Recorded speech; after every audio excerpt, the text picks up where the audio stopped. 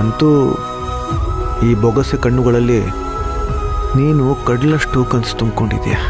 ಇದು ಬರೀ ಕನಸಲ್ಲ, ನನ್ನ ಜೀವನದ ಆಸೆ.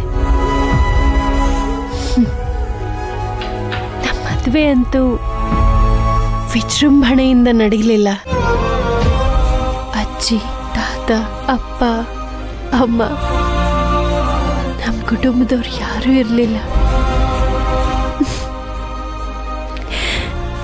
ಅವರ ಆಶೀರ್ವಾದನೂ ಸಿಕ್ಕಿರಲಿಲ್ಲ.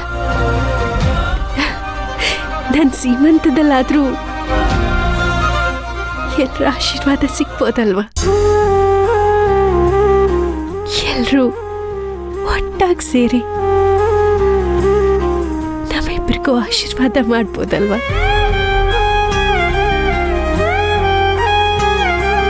ಅದಕ್ಕೆ ಈ ಪುಟ್ಟ ಕಂಗಳಲ್ಲಿ ದೊಡ್ಡ ದೊಡ್ಡ ಆಸೆ ಕಾಣ್ತಿದ್ದೀನಿ.